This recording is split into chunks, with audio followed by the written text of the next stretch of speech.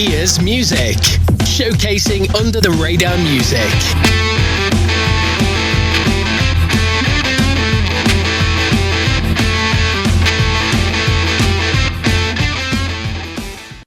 Yes, everybody, welcome back to the show and welcome back to the King of Bolton because we have got Roy from the Shed Project. How you doing, mate?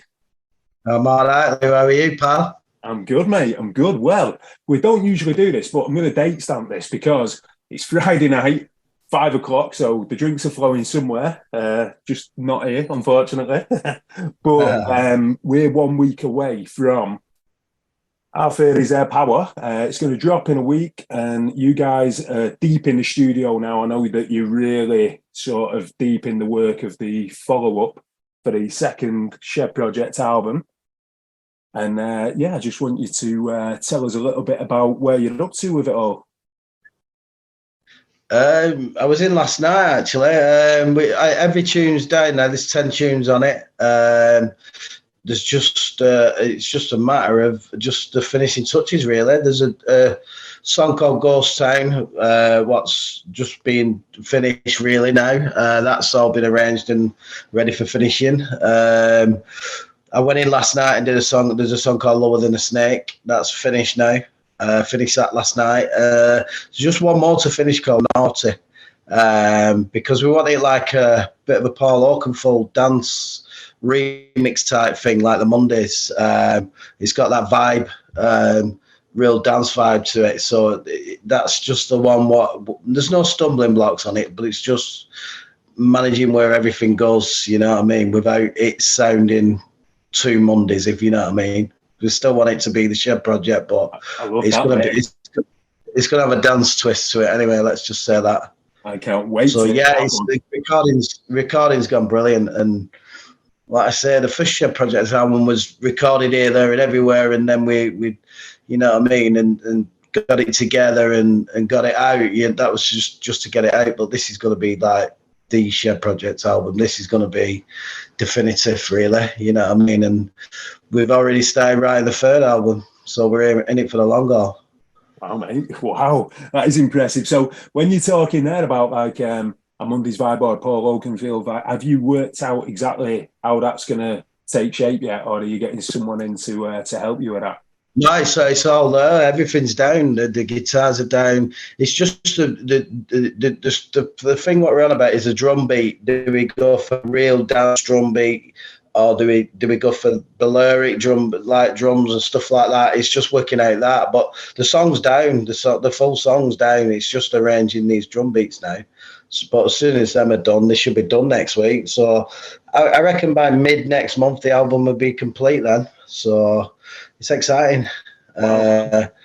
Then hopefully by the end of next month we'll get the pre-orders in for vinyl, CDs and stuff like that. So yeah, buzzing. Nice one, absolutely. So when can fans expect it then? So the pre-order might be 4-6 weeks away, but when are you looking to release it?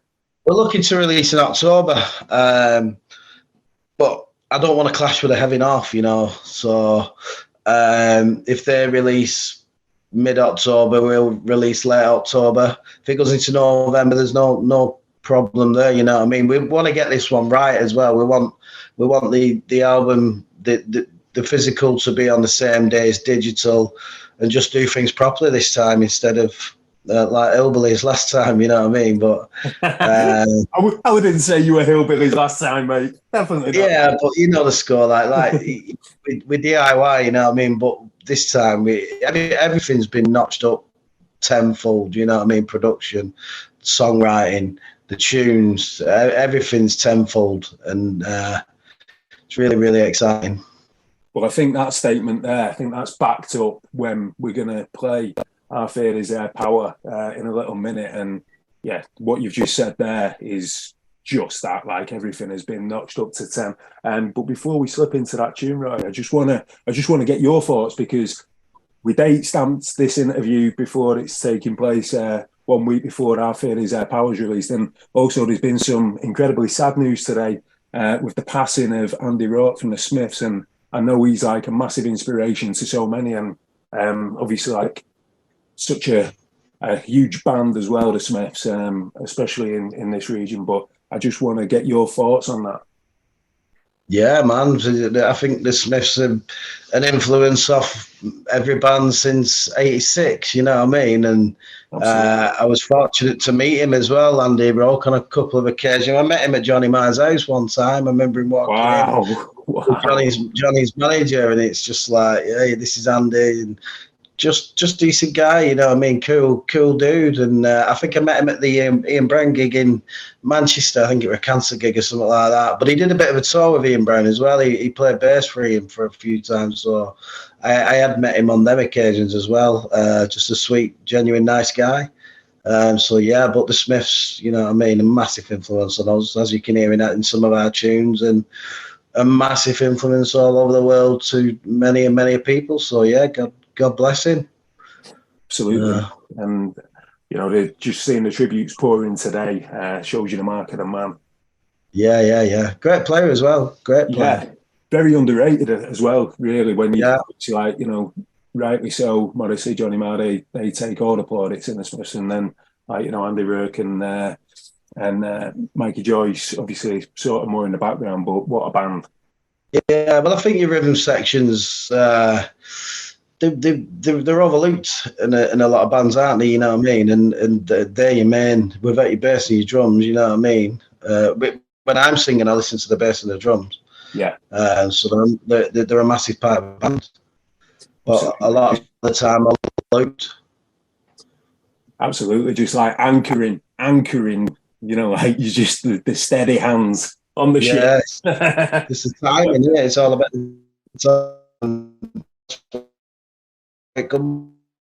drums, so yeah, God bless him, man. Letting you front and be the flair players. Yeah.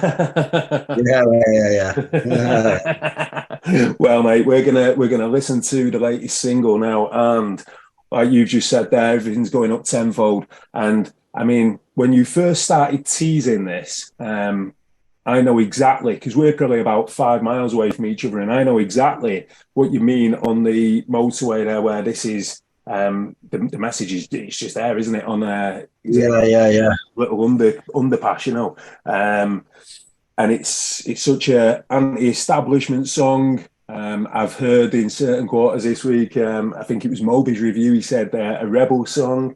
And you know, that when we're talking about bass as well, that bass line there, and the spoken word, it's so powerful. I just want you to tell me about how the ideas formed and came together. Well, like you said, I on the M61 there, going to out of Bolton, it was there. I fear is their power. And I thought that is a powerful message, you know what I mean? And especially with what's gone on in the last 3.5 years and what have you, you know what I mean? And I went into the studio and I said, I feel is their power, and they all looked at me and said, we've all seen it, you know what I mean? And Tim said, write a song about it. So within an hour, boom, we had the lyrics, and then we went in, did it, and I thought, you know what, this is massive. So we got it down straight away, and we decided to call the album that as well. I feel is their power, because of the message, the powerful message, and I you can tell in my lyrics how powerful it means, you know what I mean? We're all just being led astray, really. Well, just told a lie, basically, you know what I mean? That's in my opinion, but people have the other opinions. Like, for me, this is probably the finest thing you've ever written, in terms of, because it's so powerful and it's so current. It's, you know, like, it describes what's happened obviously over the last couple of years, but it just stays with you. As soon as you hear this tune, it just stays with you. I think that's well, I think the Boris bit in the middle is genius as well. I do. Like, it's just like when I knew what I wanted, and I put it to Danny, our producer, and he just went, "Here, what's this?" And within 15 minutes, we had that little bit all in the middle, and that was it. You know what I mean? But yeah, it's with the drums, we're making a statement. The bass, you know, it's just like I say, we're going up tenfold now, and we mean business. You know what I mean? People who don't take us seriously might start taking us seriously after they've heard this. You know what I mean? These radio presenters and stations and stuff like that. Well, we're going to spin it now, and Roy, it's over to you to introduce it, mate. This is the new one from the Shed Project out on the 26th, and it's Our Fear Is Their Power. Enjoy.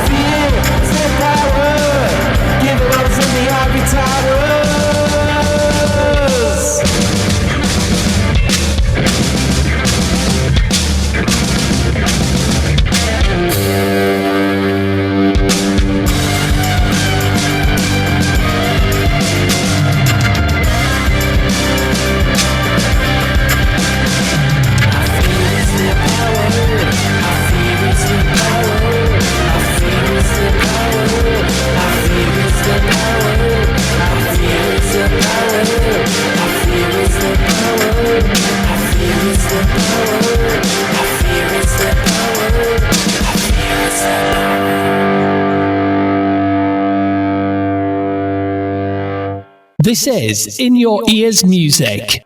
Well then, so if that lays the marker down for the rest of the album, then we are in for a treat.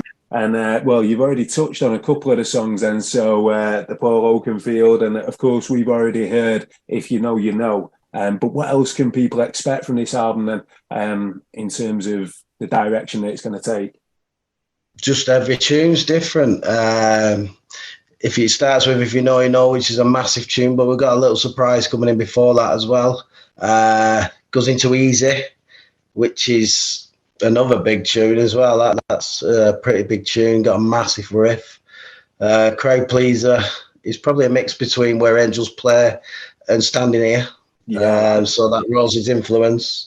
And then Weekend Millionaire, really 60s tune, really 60s vibe about it, mod tune. Excuses, acoustic tune, really tough lyrics as usual. Then obviously Our Theories of Power. Ghost Town is a tune about obviously like my hometown Bolton being left behind. Really, they spend all these monies on these city centres and stuff like that, but leave the little towns behind. You know what I mean? And they're turning into ghost towns. So that's that tune.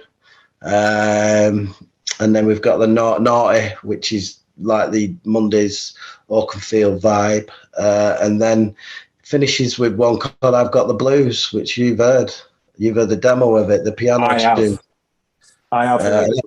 I think that's the best thing I've ever written, personally. Honestly, like that is so special. Like that floored me when I heard it. And I mean, obviously, like the guys, listening, you know, you're going to drop it later in the year, of course. But honestly, it's stunning. It floors you. Well, it's tenfold since you heard it now. We're going to get a woman vocalist on it and stuff like that. Oh, you're teasing us now, Roy, mate. You're teasing us. Yeah, I really cannot wait to hear that. When I first heard it, when it was just the piano, I just said to them, like, I said, this is the best thing I've ever written. And they've just left me to it on that one because I knew straight away as soon as I wrote it, I knew exactly how it went in my head and stuff like that. So they've just left me to that. But yeah, it's special, that tune. And you were saying before, like with Our Theories Our Power, and I couldn't believe it when you actually said that. You got the lyrics down in an hour. And is that like the kind of process that you go through? So like when you say the band there, they've left you alone on this one, like do you get the lyrics down pretty quickly, or do you develop a song over a period of time? No, I'll be driving. I'll get something in my head. I'll get something that'll trigger me, and then within 5 minutes I can get the basis of a song down, and then say I can write lyrics with just a tempo or just a thing in my head, and I'll hum it, and then I'll hum the lyrics, and then when I go in with these lyrics, I'll hum it to them lot, and they'll just instantly start playing it. It's a bit mad. And then other times they'll start playing a riff and then I'll start writing music to it. So pretty natural, really, because I've got that experience in my life of going through things, and it's pretty easy to write about now. You know what I mean? I couldn't wrote about it 30 years ago. You know what I mean? Because I've not experienced it, but. And that's a valid point, because sometimes you need that life experience, don't you? And that's, you know, in anything, but of course, like in terms of your songwriting, I find that just not that right songs, unfortunately for me, but with everything, like the life experience that shapes you, just I think that's crucial. Yeah. Well, like I say, I've got a lot to say, you know what I mean, and it just flows. And luckily, like I say, we've got this album, and then we're 5 deep into the next album, and the ideas we've got, and see Shane's got songs what he's wrote, and Tim has as well. So it's coming from all angles now, you know what I mean. So do any of them tunes make it onto this album, or are they more towards album 3? They're more towards album 3 or an EP. Oh, nice. They're already done. There's one called Days, which is going to be massive live. We've started playing that, rehearsing it. I've had that song for a long time, Days. Really good tune. Shane's got one called Fallout. Bit of a Stereophonics vibe to it. Bit different. Shane sings it as well. Oh, really? Yeah, he can drum and sing at the same time. He's had that for years. But yeah, there's loads, man. There's loads. There's one called A Love Book as well, which sounds a bit like Sonnet. So yeah, there's a good 5 or 6 what we've already been rehearsing. So yeah, no shortage of ideas and tunes, no shortage at all. I've got one. I've got one. We've done one called Selfie Queen.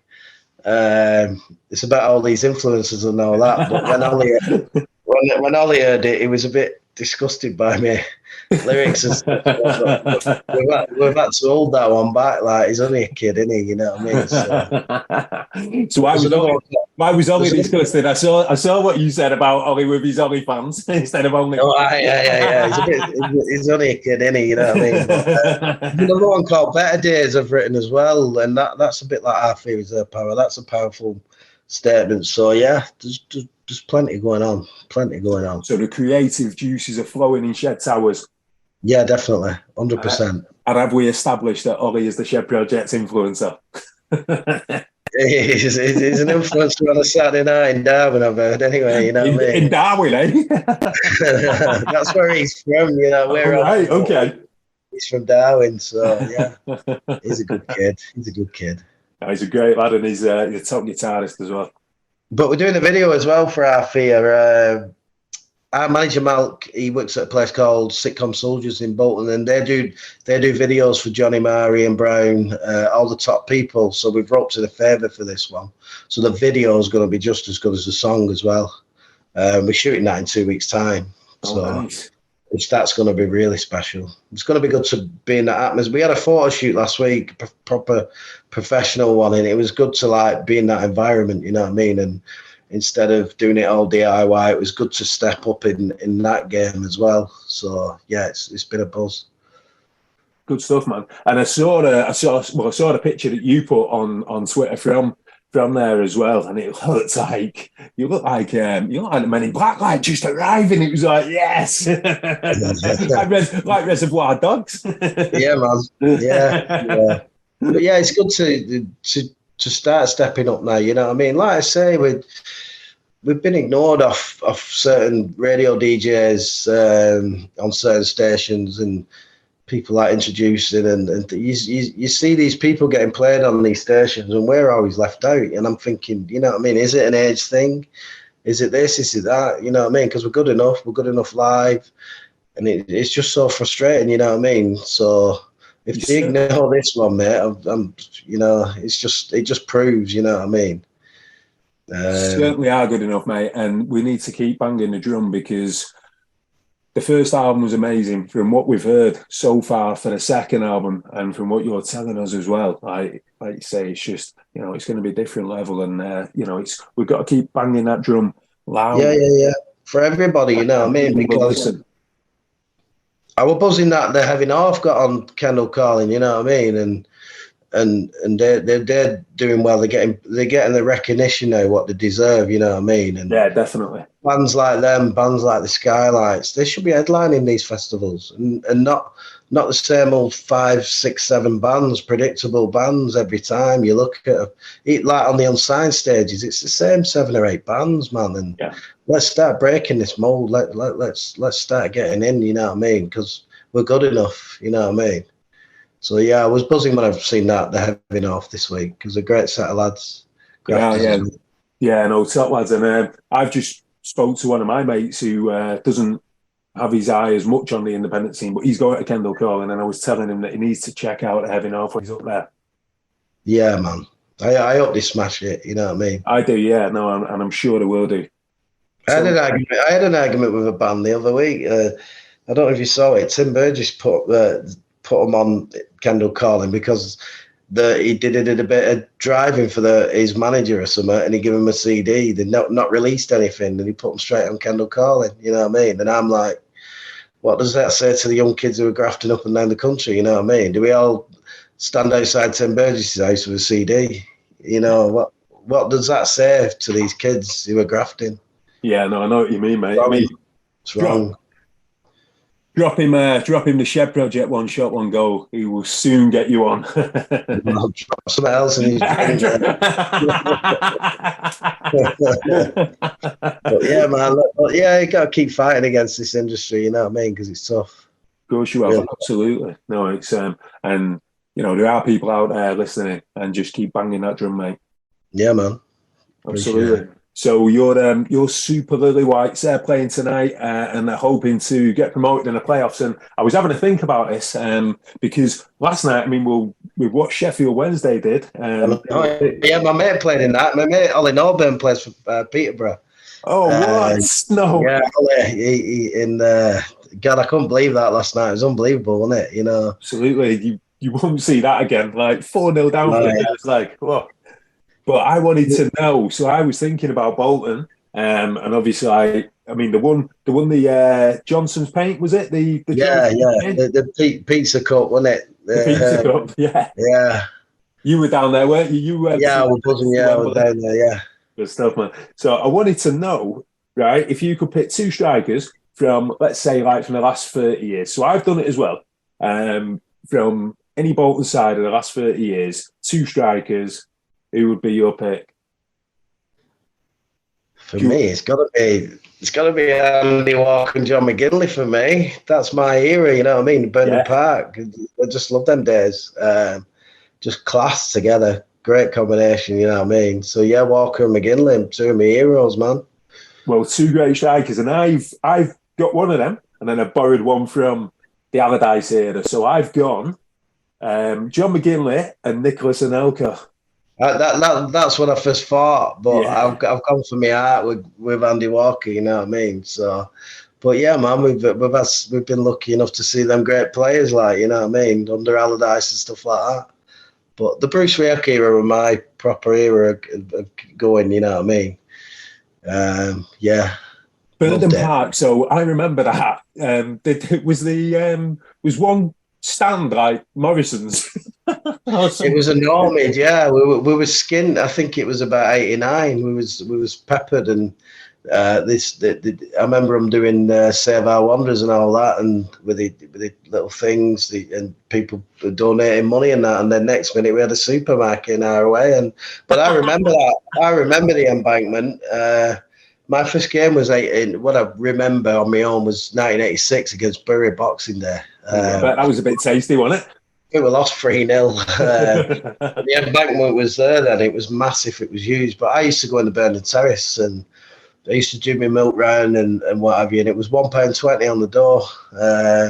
So I used to get my fiver from my milk round, go Burnham Terrace, and then shoot into town, go to McDonald's and what have you. Still have change, you know what I mean? I was just going to say that still have some change left over. Yeah, £1.20 it were when I first started going Bolton. Burnham Park, madness. Oh, wow. That's showing me age, isn't it? I wish you could get into a football match now for £1.20. Well, yeah, unless you sneak in. Yeah. So we're going to continue a little bit on the football theme, and it's something that you put on Twitter this week, and I didn't realise this. I love the song. We're going to play the song, but it's so was it co-wrote? I'll tell you which one it is, by the way, right? So it's if you're getting busy, you're getting busy. Yeah, and then you were sort of saying it was co-wrote with, was it David Flitcroft or Gary? Yeah, David Flitcroft. Yeah, well, I've worked for the family for 20 years. I work for Gaz currently. He does houses, properties, and I've been his painter for 20 years. Been Dave's painter for 20 years, and Dave's dad died about 10 years ago, just before my mum died. Just before my mum died, and right. When I started writing the songs and that, he sent me this poem. If you're getting busy, you're getting better. And he said, "Can you make it into a song?" So he sent me this poem, and within a day, me and John went in the shed when we first started writing, and I wrote this song and sent it him. But that's his coping mechanism with his dad. By getting busy, if he's constantly busy in his life, he feels like he's getting better, which is a good ethos. You know what I mean? I do that. You know what I mean? When we work with the music, with other things, just keep your mind occupied and busy. So yeah, he'd sent me that. Me and John did a demo, and then eventually we recorded it and give it to Wise Up again, you know what I mean, like we did with Bedtime, just to create awareness for them and give them a bit of dough as well, you know. So yeah, just keeping that link with Wise Up as well, because it's a great organisation. And I hope that you did raise a lot of awareness, and like that message, it's both potent and poignant at the same time, and like if you're getting busy, you're getting better. And I was discussing it when you released the song. I was discussing it with a couple of mates, and it's such an important message, really, you know, for people who are struggling. And I think that like you just made it into this beautifully powerful, poignant song. And what it's all about the lyrics again, you know what I mean? And my lyrics, I don't hold back on my lyrics, you know what I mean? And like we were saying with Bedtime, we did it with Bedtime, you know. We give that to Wise Up, and people rang up on the back of it and got in touch with Wise Up. So if we could do that and create awareness in our music and help people, let's do it. You know what I mean? So yeah, absolutely, yeah. And of course, and like, you know, spreading their message. And I just got one question on the song because it's so beautiful. Really, does it make the album? No. No, Roy, what are you doing to us? No, we just wanted it to be a standout alone track for Wise Up. You know what I mean? And it did come into consideration, but I just thought it wouldn't fit on the album with the current rate of how things going and the subjects on the album. because it's pretty full on. It's pretty full on, this album. So yeah, I don't think it would have fit, but you never know. Might have a look at it again. But yeah, I just wanted it to stand out for Wise Up, basically, for the message. Well, it certainly does that. And if this is a standalone single, it's so powerful. And we're going to play it now. And Roy, it's over to you to introduce it. Yeah, this is If You're Getting Busy, You're Getting Better, co-written by Mr. David Flitcroft, ex-Rochdale, Bury, and whoever manager. So yeah, nice one, Dave. Thank you.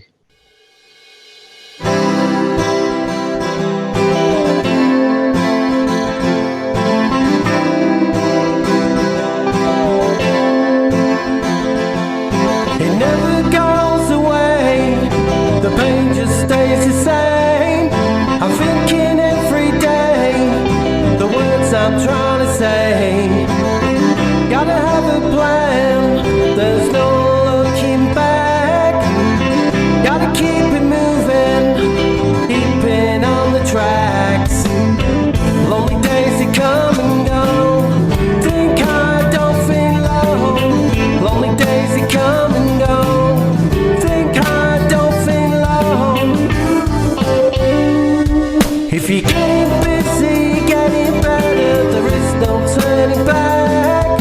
If you're getting busy, getting better, you're filling all the cracks. If you're getting busy, getting better, there is no turning back. If you're getting busy, getting better, you're filling all the cracks.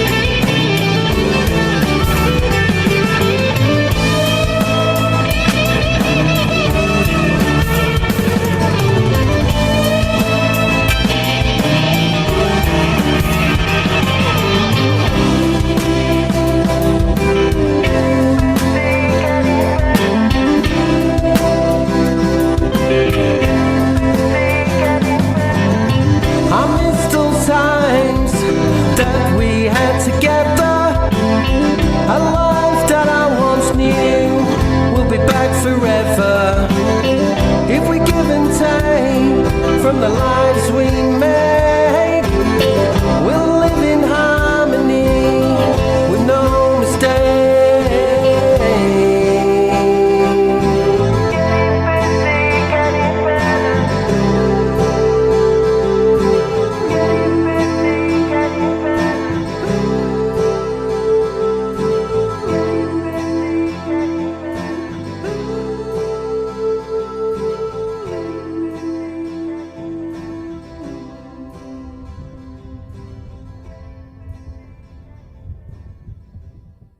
Now, me and Roy, I think I mentioned it before at the top of the show, we're probably about 5 miles down the road, right? And we've got very similar accents, but some of our terminology is very similar and some of it is like goes out the window. Because I want to know what people in Bolton do. They order, so I would say a chip or a bacon butter.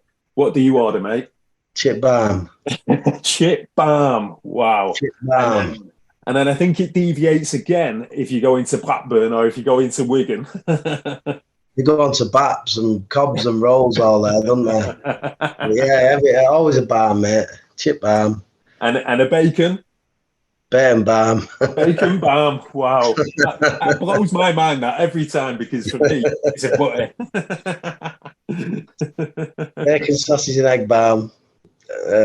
Bacon, sausage and egg. That's your breakfast order, is it? Every day, that, mate. Yeah, that's why I'm 16 and a half stone, mate. You know what I mean? You've got to build the power up for them big vocals, mate. Yeah. Yeah. So do you have red or brown sauce on it? Brown sauce. Brown sauce. HP. Salt, pepper. the works, mate. So far, then from the new album, we've heard the Barnstorming, If You Know, You Know, which, did you say before that is going to be the album opener, by the way? We've always said that. Yeah, We've always that kicked said the doors off, doesn't it? As soon as we did it, we said that's going to be the opener on the second album. We started opening gigs with it now as well. But we've got a little twist to it as well, which we've started for the start of the album, which really, really works. It's brilliant, really good. Plus, it's been remastered and remixed, and so yeah, man. I can't wait for that one to be revealed. So we've got If You Know, You Know. We've got Our Fear Is Our Power. How many singles do you expect to get out before the album's out? We're just going to do one more single, and that'll probably be either Ghost Town or I've Got the Blues. More than likely, it'll be I've Got the Blues. Wow! Yes. Because I think it'll just resonate with everybody, and it just shows off how far we've come as well. With just musically, lyrically, and everything. Plus, like I said, people have heard it. There's a pretty well-known musician who's heard it and just messaged me and said this is an absolute masterpiece. So yeah, I think that's going to be next. I think that'll probably be August, something like that, August, September, and then just before the album. And like you say, if you release that song before the album, it deserves that standalone rather than sort of like once the album's out in the ether and everyone hearing it. Yeah, it needs to be as well, but it needs to be a standalone moment, doesn't it? Yeah, it needs to be on its own, that tune, because it's, like I say, it's probably the best thing I've ever written. Yeah, definitely. Well, I'm looking forward to it when you release that. And I just want to know then, so you're deep into the second album now, it's almost out. And like you said before, life experiences, you've been around the block a little bit in your life. And have you got any experience for anyone listening to this show tonight who might be thinking, right, I want to pick up a microphone or a guitar for the first time? Just do it. You know what I mean? I thought about it. I've been thinking about it since we were 13 and started writing music when I was 42. Yeah, I'm 46, nearly 47 now. So the whole ethos of the Shed Project was, if I can do it, you can do it. You know what I mean? I'm not a musician. Play a little bit of bass and that's it. You know what I mean? And just a bunch of lads who love it and enjoy it. And if you enjoy it, do it. If it sounds shit, release it. You know what I mean? Listen to Living when we first released that. The production on it's terrible, but we had a groove and we had a tune and we got it out and people liked it. And we built off the back of that. And every tune just got better and better with production levels, arrangement levels, things like that. So if you've got a passion, just follow it and do it. It's easy. It's easy. I'm buzzing off these kids. Look at Marseille, man. 17, 18-year-old kids writing tunes like the Stone Roses. And they're absolutely smashing it, aren't they? And they're smashing it. And the inspiration I get from them kids, you know what I mean, doing that is amazing. It's just so much talent about. I'll tell you who's mint, that Laurie Wright as well. He supported us in London. London won at the Water Rats, yeah. Yeah, he's going to be a big game. He's just a talent, man, confident, real talented bloke.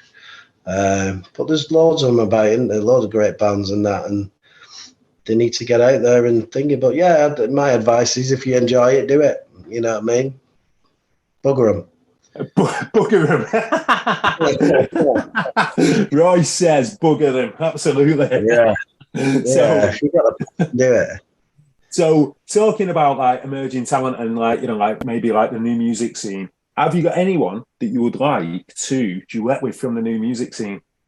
I know this could be divisive, but like you've just been bigging up Marseille there or whatever it, you know, whatever it might be. There's a lot of female singers in there, like Ruby Yeah. Joe and Jen Dixon talent, even Laura Jane and stuff like that. So Yeah. plenty of female singers out there. I'd love to work with. Yeah, definitely. I'd like to see that collaboration. I mean, like you said before, you're going to get a female singer in for I've Got the Blues, but I think that could really work with your voice. Like, to work with a female singer, yeah, definitely. Yeah, but yeah, there's that much talent out there. I'd be up for working with anyone, you know what I mean? But yeah, on the female front, it's buzzing, isn't it? Yeah. Oh, yeah. Talent.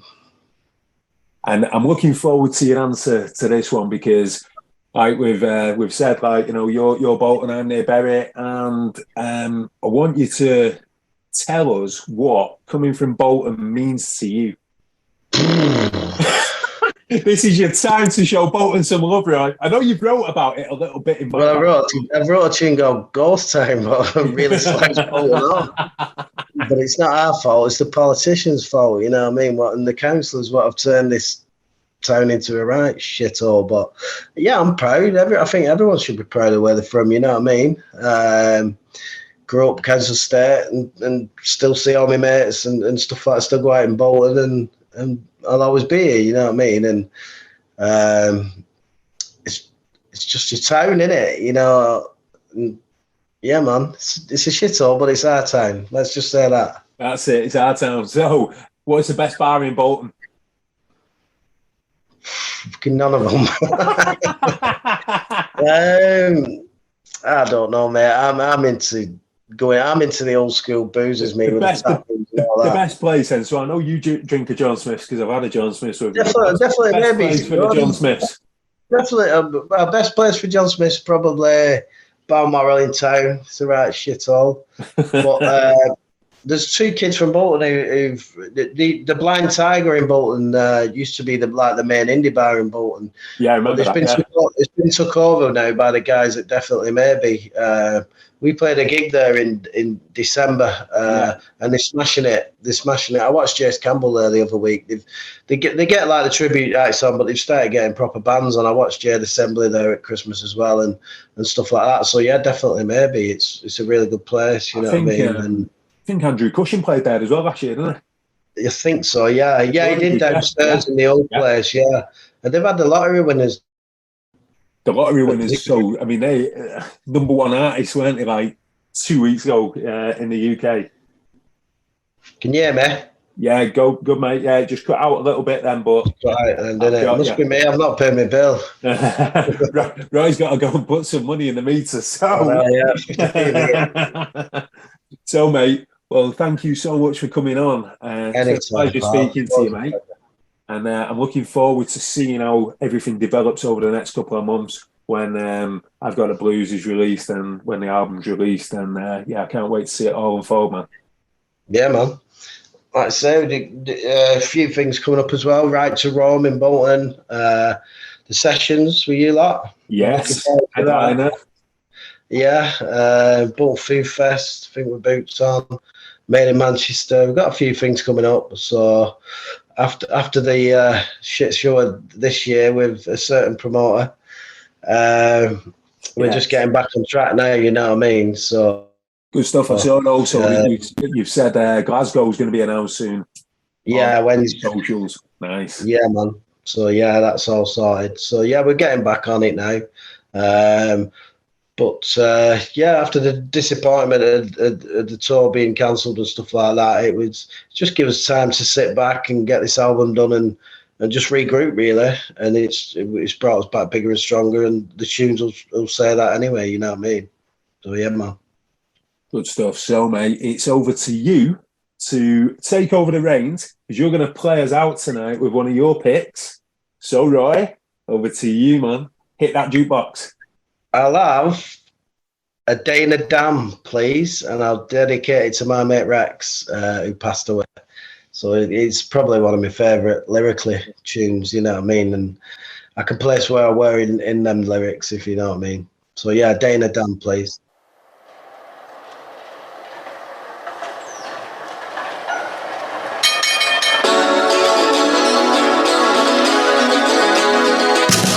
Walking around Amsterdam with a smile upon my face. I'll never get tired of this godforsaken place. Red lights to my left side, blue lights to my right. Whatever I choose, it's gonna be a good night. Cause I'm strolling around Amsterdam without a care in the world. Cause I'm mooching round Amsterdam. Is it a boy or a girl? From the cobbles down on death row to the bridges and canals. Take a trip down Rembrandt Square. Maybe soon I'll see you there. Shall I grab some Mexicanas? Score some purple haze. Amsterdam's so pretty when you're off your face. Cause I'm strolling round Amsterdam without a care in the world. Cause I'm mooching round Amsterdam. Is it a boy or a girl? Cause I'm mooching, I'm buzzing, I'm tripping, I'm jeeping.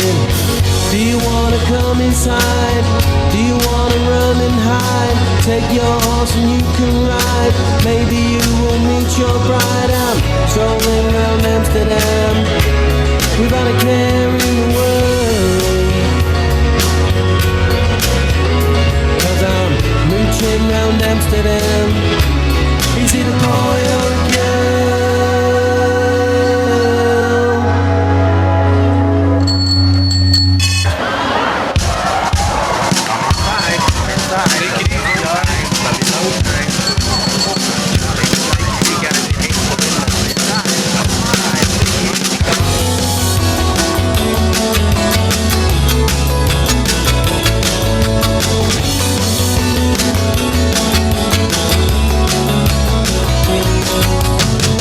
Bubblegum, blue cheese, my head be spinning when I smoke some of these, yeah.